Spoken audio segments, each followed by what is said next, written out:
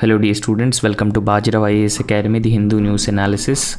So today's date is 29th June 2024 and today we have a list of important articles for the discussion. We will try to understand those important articles in a very detailed manner. So all these articles that we are going to discuss are very important from the exam point of view, right?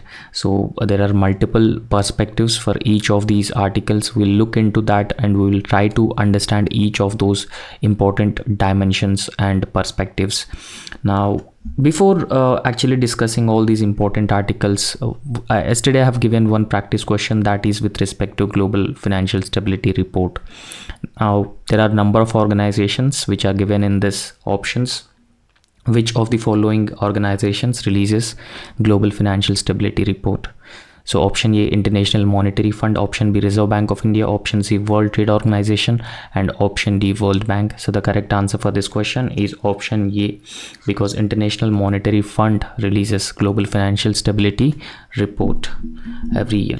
Now, if you look into this explanation part, so this Global Financial Stability Report, as I have already told you, it is being released by International Monetary Fund. International Monetary Fund releases this Global Financial Stability Report, and this particular report provides a detailed assessment of the global financial system and the markets, and it also addresses the emerging market financing in a global context, right? So it provides a very detailed picture of the global economic scenario and the markets and market financing, everything. So when we talk about the Global Financial Stability Report, it focuses on current market conditions. What are the present market conditions and different aspects with respect to these markets, and apart from that, it also highlights the systematic issues that could pose a risk to the global financial stability and sustained market access by emerging borrowers. So the Global Financial Stability Report is released by International Monetary Fund, but there is a Financial Stability Report also which is being released by Reserve Bank of India. You need to understand the difference between these two reports. Global Financial Stability Report is released by International Monetary Fund, but on the other hand, the Financial Stability Report is released by Reserve Bank of India. So please be careful here, understand the difference. Right. So today also I have one important practice question. This practice question about mainland zero, and about this mainland zero yesterday we have discussed, right?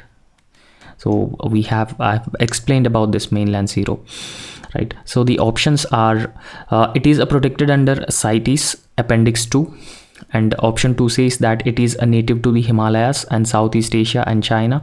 Option 3 says the Himalayan zero, an official state animal of Mizoram, and is a subspecies of the mainland zero. Now, if you carefully follow yesterday's lecture, especially about the mainland zero, and if you be able to eliminate one single option, you will arrive at the correct answer in this question. So try to answer this question in the comment section. So I will provide the correct answer in tomorrow's class. Now, without any delay, let's start our discussion. The first article that we are going to discuss is about Vision 2047 and how Vision 2047 is planned to address the growing climate change and the climate change related weather concerns or climate concerns, right? So Vision 2047, a climate scientist guide for weather ready India on the path of sustainability. Right now, every country across the world are looking to achieve sustainable development. Right. So sustainable development, in order to achieve sustainable development, it is very important that we need to address climate change and concerns which are the direct result of the climate change. So concerns in the sense that, for example, what causes climate change? The anthropogenic factors are mostly responsible for the present levels of climate change, because we use fossil fuels. And when we burn fossil fuel releases carbon into the atmosphere, and this carbon is a greenhouse gas, and in turn increases the global temperatures, and that will lead to climate change. And very often when we talk about the consequences of climate change has been increasing the global temperatures, and that led to the melting of glaciers. So when melting glaciers took place, it resulted in sea level rise. Sea level rise would result in submergence of coastal areas, right? So submergence of coastal areas, and submergence of coastal areas would lead to the displacement of coastal communities. Displacement of coastal communities. And apart from that, when we talk about increasing global temperatures also increases the temperatures, sea surface temperature. Especially we can talk about sea surface temperatures, right? So because of increasing sea surface temperatures, what happen? Ocean water expands, and apart from expansion of ocean water, now when we talk about the coral reefs are very, very important because they ensure biodiversity in marine ecosystem, right? So they are one of the very important areas of biodiversity in this marine ecosystem. But coral reefs are very sensitive to the higher temperatures. Because of these higher temperatures that lead to the large scale coral bleaching, right? Large scale coral bleaching, and this is another major issue. So apart from that, whenever the sea surface temperatures are increasing, there is a frequent increase in the cyclones, and not just the frequency of cyclones, but the intensity of these cyclones has been significantly increasing. And we all knew that how cyclones are destructive for the people who are living in these coastal areas, and even storm surges would lead to the coastal submergence. So apart from that, we very often see that how heat waves claiming the lives of the people, and along with the heat waves climbing the lives of the people, heat waves are also reducing the economic productivity on a large scale. However, due to rapid rise in climate change, increasing temperatures, we can expect that in coming years there will be a significant increase in the heat wave conditions. Now after heat waves, we can also talk about the forest fires, deforestation. So all these are consequences of the climate change, and if we wanted to achieve the sustainable development, it is very important that we must address climate change and the major causes of climate change, and we should also try to mitigate and adopt the consequences that are being caused by the climate change, and it is very, very important in this context. Now we'll look into this article. What this article has been suggesting, that we have a vision 2047, right? So this vision 2047 actually aim to address sustainability or sustainable development, or India's developmental path should be a sustainable path. And along with the sustainable path, we should also be climate resilient. Now what is climate resilient? Climate resilient in the sense that dealing with the climate change is a long-term goal. Since it is a long-term goal, so we cannot immediately prevent climate change. Rather, what we can do, we can rather take adaptation and mitigation measures. Adaptation plus mitigation measures. Now taking up the adaptation and mitigation measures to this climate change comes under the climate resilience. So therefore, this vision 2047 has been highlighting achieving sustainability and also climate resilience, right? So how can we address this? We can address this by addressing climate vulnerabilities. Okay, so we need to identify what are the vulnerabilities due to the climate change, and also how climate change is going to impact India's economic growth, right? And at the same time, we need to reduce our environmental footprint, in the sense that we need to reduce the destructive nature of human beings, especially on the environment, right? So all these things are very, very important for the sustainable development, along with India achieving the net zero target by 2070, and it is one of the key target and very important target under India's Panchamrit commitments. And along with becoming net zero, we also wanted to become climate resilient, sustainable and weather ready also by 2070. Now in this context, what are essential requirements to become climate resilient, to achieve sustainable development? So what are the essential requirements, right? So first and foremost, we need to look into the effective governance angle. Now effective governance is very, very important. Now effective governance, the advantages of such an effective governance is resource use efficiency. And along with the resource use efficiency, there will be data driven and evidence based policy making.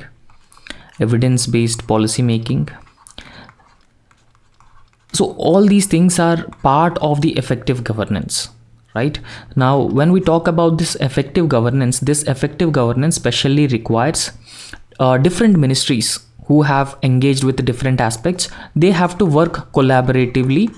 Only then we will be able to achieve this effective governance with respect to dealing with the climate change. So there should not be any silos when these ministries are working about the climate change. Now working in silos in the sense that, for example, there is Ministry of Earth Sciences, right? Ministry of Earth Sciences and Ministry of Environment, Forest and Climate Change, and Ministry of Drinking Water, or Ministry of Jal Shakti, that recently name has got changed. So therefore all these ministries have to work in a collaborative way rather than working independently, right? Whatever resources they have, those resources can be converged and achieve resource use efficiency for the betterment, or they have to look for the overall comprehensive goal and try to use those resources allocated to these ministries in a optimistic and they have to optimize the resource use. So that is very important. They should not work independently. So this is the only way that we can tackle climate change, we can achieve climate resilience, and at the same time sustainable development in the long term will become net zero through this effective governance architecture. And along with the effective governance, the synergy between different ministries is also very important, right? So synergy is also very closely associated with collaborative and cooperative way of working. So, right, so the synergy between different ministries is also very, very important. When I say synergy between different ministries, as I have already told you, that there is a Ministry of Environment, Forest, Climate Change, Ministry of Jal Shakti and Ministry of Science. So all these ministries have a data, right? They have data on their own, and this data will lead to the evidence-based policy making and also data-driven policy making. And apart from that, when they have data, with the use of such data, they can predict disasters and they can also give early warnings with respect to any such major disasters or any issue that is going to arise because of the climate change. And they can also, in a collaborative manner, design and model infrastructure.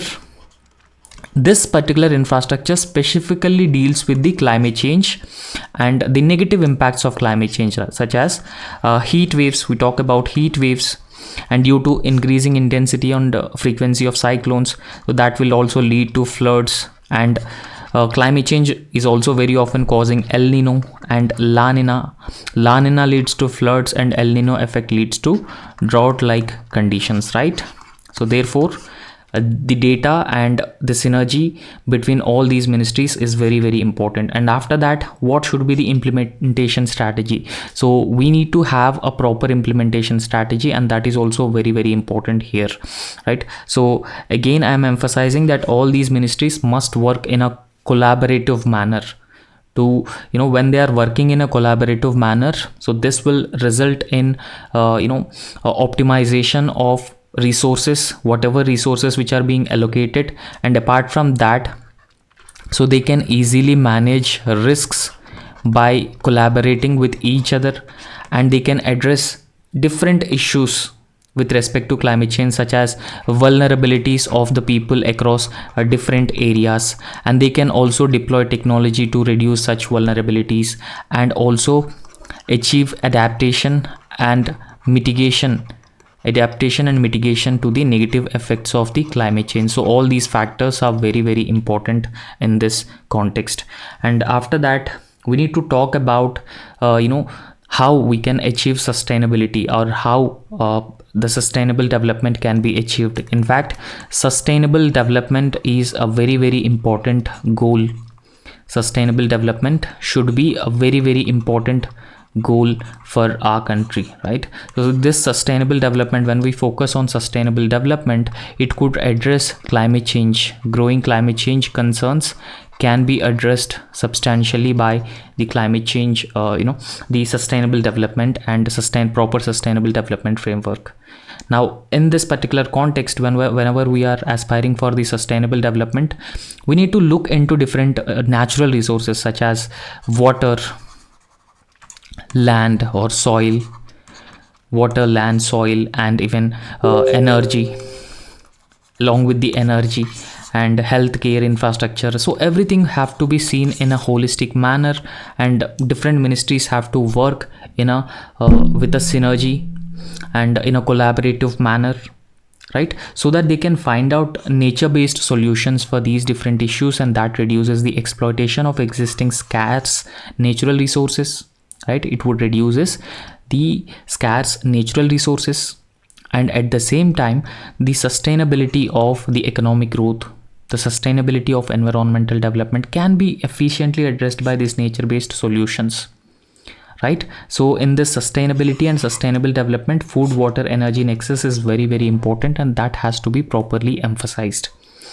And after that, another very important link, that is with respect to resource management, right? Whenever we talk about this resource management, adaptation and mitigation strategies will actually exploit overlaps in resources and technologies.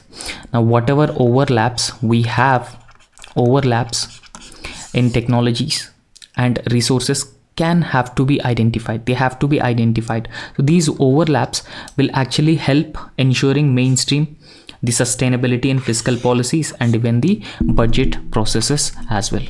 So after that, we need to ensure that for each ministry, budgetary allocations are being made, right? So to taken up different programs and policies, initiatives, each ministry will be allocated a budget every year. So therefore, the budgets have to be collaborated. All these ministries have to be collaborated, and that would result in resource use efficiency, right? And that would also result in effective disaster management and resilience building from all these ministries in a much more efficient and effective manner. So how can we achieve this sustainability pathway in the longer term? It is also very important that when we are looking into it, we need to ensure the sustainability as a long-term strategy. Now again, it is being emphasized that the collaborative action plan is very, very important, right? So whenever we say about this collaborative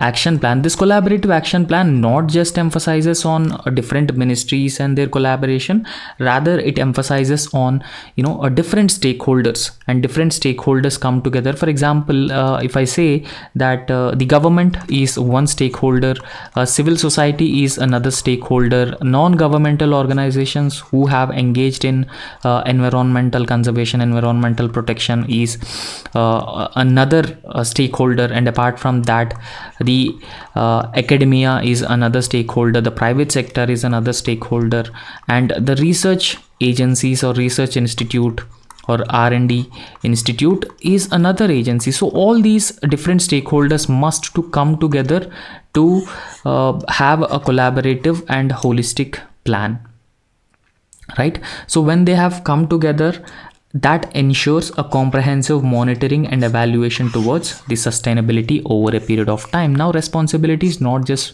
fall upon one single stakeholder. There are multiple stakeholders who regularly monitors the sustainability framework, and accordingly evaluation and changes would also be made, so that it would become more and more dynamic with respect to changing needs, and at the same time changing society and changing needs of usage in resources, everything. And apart from that, when we talk about the Ministry of Earth Sciences, this Ministry of Earth Sciences will have a lot of technological backing, and this ministry will actually play a very important role in regularly keep track on hazards and vulnerabilities of the people. For example, if you look into the India's eastern coast and western coast, what has been happening, there is an increasing intensity and the frequency of cyclones. Intensity and frequency of these cyclones has been substantially increasing. So because of intensity and frequency, what has been happening, all these coastal areas facing higher vulnerability. So therefore we need to regularly identify people who are living in these vulnerable areas so that we can put in place the evacuation plans, programs, and at the same time we can save the resources, infrastructure, lives of the people. So therefore Ministry of Earth Sciences can actually play a very important role in regularly keep tracking these vulnerabilities and resilience at local levels, and this will also ensure that no one is left behind and sustainability goals are met with minimal environmental impact. And lastly, we should not forget the role of private sector. Private sector should also be integrated in this context, because private sector actually plays a very important role in energy, agriculture, water, and healthcare. So all these factors are very, very important for driving innovation and achieving equitable growth in the economy, right? So this is how actually our framework should be with respect to achieving sustainability as part of Vision 2047, because it not just talking about the environment, rather it includes different issues, right? So it includes natural resources, water, energy, environmental conservation, environmental protection, becoming net zero, and also involving different stakeholders into it. So all these things are very, very important here. So in this context, there are different challenges of implementation and ensuring inclusivity. So what kind of challenges are there? First and foremost, there are a number of implementation hurdles here. Okay, so whenever the programs or schemes are being implemented, so it is not easy because of the existing bureaucratic setup, and it is largely traditional in nature, and technology is not effectively used by the existing bureaucratic mechanism. It poses a number of implementation hurdles. So therefore ensuring effective implementation of sustainability and actually requires careful consideration of potential misuse and sensitivity to the local context. So after that, we need to look into the enforcement challenges also, right? So whenever we are enforcing the environmental policies, it will also result in number of challenges.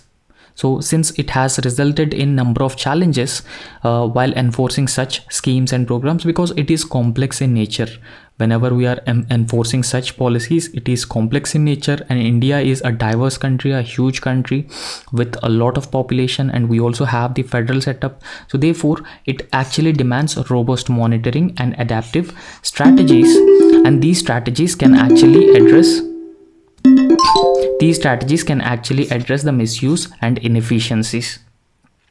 And also promoting inclusivity, tailoring support on case-by-case basis to address diverse needs, and also fosters equitable and supportive environment for the stakeholders as well. Okay, so we'll look into the next important article.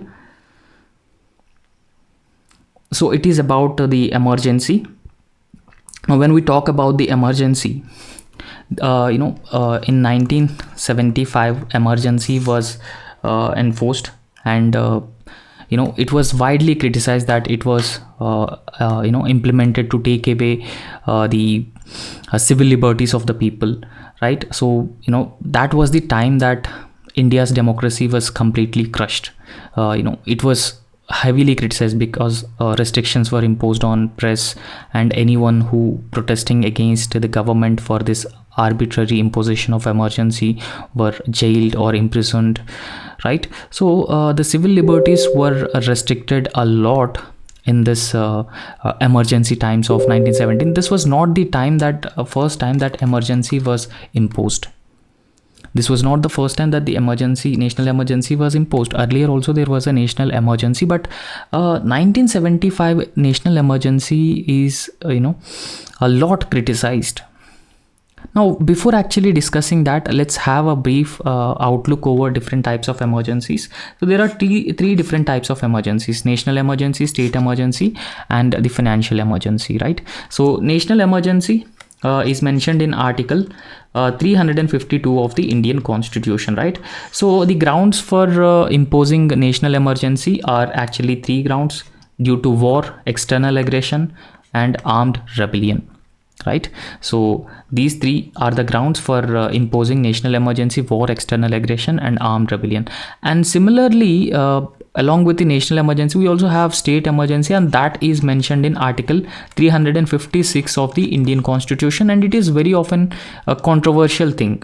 Okay, so Article 356 and state emergency is very often controversial because India has a federal setup, and very often states say that the central government has been arbitrarily using or misusing Article 356 of the Constitution, and it lead to the dissolution of the democratically elected government at the states level, and even governor was given excessive powers under Article 356. Okay, so Article 356 talks about in case of a failure of the constitutional machinery of a state, this state emergency can be imposed. And after that, the financial emergency. Now when we talk about this financial emergency, so far the financial emergency is not imposed in India. So it is under Article 360 of the Constitution due to threat to the financial stability and credit of India. So this financial emergency can be imposed. Right, now we'll understand the context of this article. So context is that recently in Lok Sabha there was a resolution against emergency that was declared on June 5th 1975. Okay, so this resolution in Lok Sabha is aimed at creating awareness among the young people about the evil nature of such an emergency that was imposed by the Indira Gandhi government during 1975, and that led to the restriction on the press and restriction on civil liberties of the people, especially Article 19 and Article 21, 22 and even Article 20 of the Indian Constitution. Right, now whenever we talk about this national emergency, as I've already told you that Article 352 of the Indian Constitution provides national emergency. Right, now whenever there are extraordinary situation that arises, and in order to deal with such extraordinary situations or exceptional situations, and these extraordinary and exceptional situations especially threatening India's security, stability and the democratic functioning, right? For example, imagine that a war took place, and because of the war so it resulted in a threat for the national security, stability and democratic functioning of our country, then this national emergency can be imposed. Right, so this national emergency can be imposed by the president here. So these are known as the emergency provisions. Okay, so part 18 of the Constitution, from Article 352 to 360, Article 352 to Article 360 actually deals with these emergency provisions, and they are mentioned in part 18 of the Constitution. Right, so there are three different types of emergencies, as I've already told you that Article 352 deals with the national emergency, Article 356 deals with the state emergency, Article 360 deals with the financial emergency, and part 18 from Article 352 to 360 deal with these emergency provisions. Now when we talk about this national emergency under Article 352 of the Indian Constitution, so there were three different grounds, as I've already told you that based on these three different grounds, national emergency can be declared. They are war, external aggression and armed rebellion. You just remember this. Okay, so war, external aggression and armed rebellion. So earlier there was an internal conflict also. Internal conflict was also the ground for imposing national emergency, but this term internal conflict was removed by the 44th Constitutional Amendment Act by Janata government, which came to power after the emergency was ceased to exist, or emergency came to an end. And how national emergency can be imposed? So it can be proclaimed by the president on the written recommendations of the Union Cabinet. So just Union Cabinet can recommend, a written recommendation should be provided to the president. Now after receiving the written recommendation from the president can proclaim national emergency, right? So once president proclaim this national emergency must be approved by the both houses of the parliament within 1 month, right?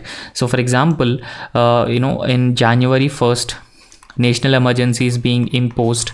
Then this proclamation must be approved by both houses of the parliament around February 1st week. Right, within 1 month it should be approved by the parliament. And apart from that, So once the parliament approves this proclamation of national emergency, its validity will be for 6 months, and it can be extended indefinitely any period of time, provided that parliament gives approval every 6 months. And in fact, when we talk about the national emergency, whenever national emergency came into existence, that Article 19 of the Indian Constitution will be automatically suspended during this particular period. Okay, so it will be automatically suspended during this period. And in fact, earlier also national emergency was imposed. So national emergency has been declared 3 times in India. So first, 1962 Sino-Indian War, 1971 India-Pakistan War, and even 1975 and 77 internal disturbance, right? So in fact, first few two instances, the national emergency was proclaimed because of war, but third time it is just because of internal disturbance or internal conflict. That was not a valid ground for imposing national emergency, and there was a misuse of the power to proclaim national emergency on the part of the government, right? Now we'll also understand this financial emergency. Financial emergency can be declared under Article 360 of the Constitution, right? So in fact, the financial emergency can be declared in case if there is a financial stability and even credit of India or any part of India or any part of territory is being threatened. So this is the ground which is being mentioned in the Constitution for imposing the financial emergency. And as I have already told you that financial emergency has never been invoked in India so far. And at the same time, similarly, like national emergency, whenever this financial emergency is proclaimed, so it should require the parliamentary approval within 2 months. But earlier case with respect to national emergency, so it was just 1 month, but it requires a 2 months. Within 2 months, these financial emergency proclamation must be approved by the parliament, and it can also remain in force indefinitely with repeated parliamentary approvals, right? So it can also remain indefinitely. So with repeated parliamentary approval, similar to like a national emergency. So next important article is about the Financial Action Task Force. So we all knew about this Financial Action Task Force, right? So Financial Action Task Force actually enforces measures with respect to money laundering, black money, terror financing, so all these things, right? So first and foremost, we'll understand what exactly is this Financial Action Task Force, and then we'll try to discuss this, right? So this Financial Action Task Force, which is also known as FATF, is an intergovernmental organization. Now, intergovernmental organization in the sense that different governments come together and they become part of this Financial Action Task Force. And it was founded to develop policies to combat money laundering. So money laundering is a very serious issue at the global level, and this Financial Action Task Force essentially deal with the money laundering and also terrorist financing as well. Terrorist financing and money laundering are the issues with which Financial Action Task Force deals with.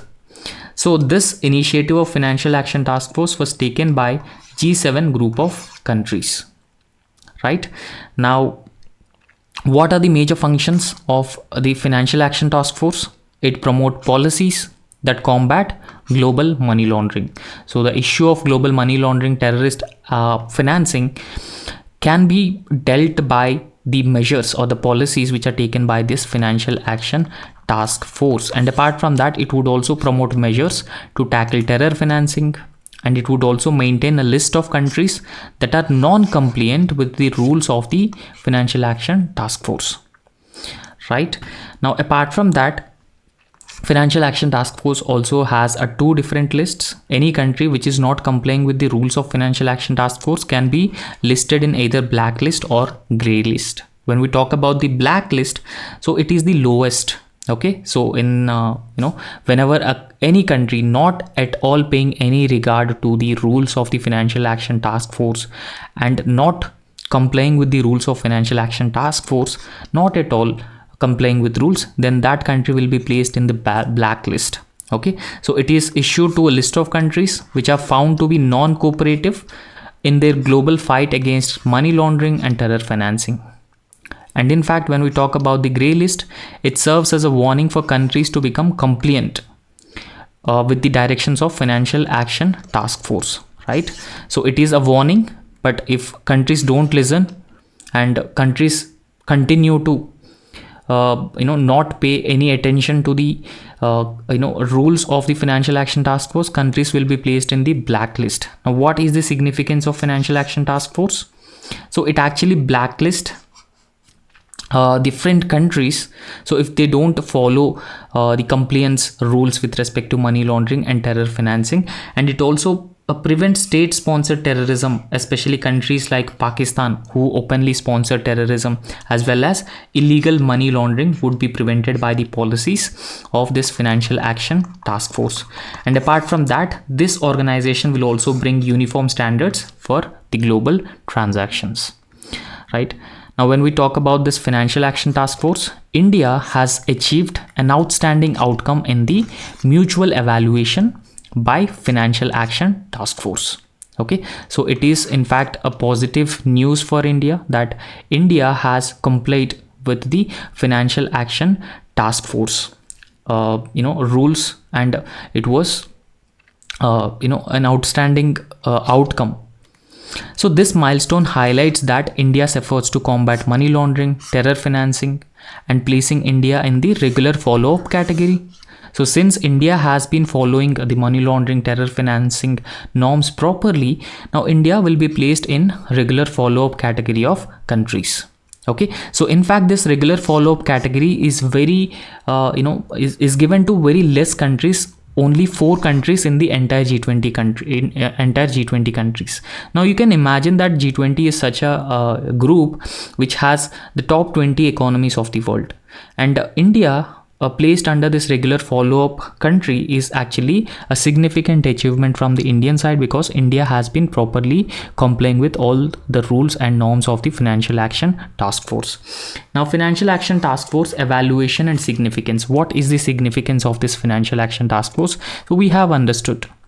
Okay, so recently the plenary summit of this Financial Action Task Force is concluded, and in fact India has reached this compliance of all the rules of the Financial Action Task Force with respect to money laundering and terror financing.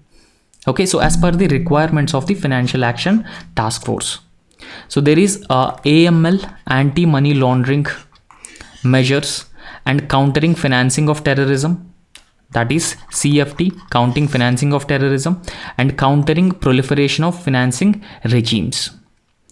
Okay, so in all these things India achieved good results. India complied with all the rules of the Financial Action Task Force with respect to these 3 categories, and it including the international cooperation on these different areas, and India also providing access to beneficial ownership information. So therefore it is a good outcome for India, because India has been regularly following with all these rules put in forward by the Financial Action Task Force. And apart from that, India is also taking number of effective measures with respect to this anti-money laundering and countering financing of terrorism, and also counter proliferation financing framework. Okay, so all these measures are very effective, using India's financial intelligence and depriving criminals of their assets. Now, in fact, in India, we have Anti-Money Laundering Act was also passed in the year 2005. And in order to enforce Anti-Money Laundering Act, so we also have this Enforcement Directorate. So therefore, we have been using this financial intelligence and at the same time depriving criminals of their assets as well.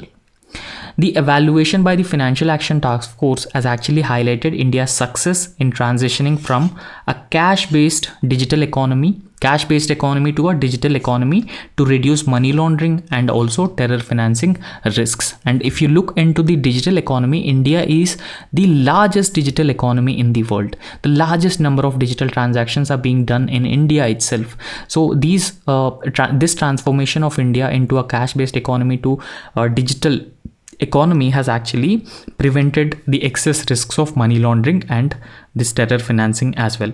So however, Financial Action Task Force has recognized India's efforts, India's rigorous measures over the past few decades. okay, especially to safeguard system from the money laundering and also terror financing threats. And India has also taken number of measures from reducing the risks which are arising from corruption, fraud, and even the organized crime as well. However, Financial Action Task Force has identified certain areas where India still need to take certain improvements. So India still need to do certain improvements. First and foremost, supervision and implementation is very important, right? So when we talk about this, the Financial Action Task Force has observed that India needs to strengthen supervision and implementation of preventive measures in some non-financial areas also, because it would significantly pose challenges with respect to money laundering, terror financing, counterfeiting of financing, so all these issues. So therefore, India must strengthen its supervision and implementation in those non-financial areas as well. And apart from that, there were delays in the prosecutions also. Okay, so India need to address these delays with respect to prosecutions and concluding money laundering and terror financing prosecutions to ensure timely justice also. So this is another important advice that is being given by Financial Action Task Force to India. So after that, CFT measures for the NPOs. So there is improvements for required to ensure that the this counter financing, CFT actually means that the it is countering the financing of terrorism. Countering financing of terrorism is very, very important with respect to India, because India has been facing the challenges of cross-border terrorism. In order to prevent the cross-border terrorism, we need to address this terrorism related financing also, terror financing also, right? So improvements are required to ensure the terror financing prevention measures, which are aimed at preventing non-profit sector from being abused for the terror financing. So all these are suggestions which are being given to the India by the Financial Action Task Force, right? So that's all in this lecture, and thank you so much. So please subscribe our YouTube channel and also hit the like button. Thank you.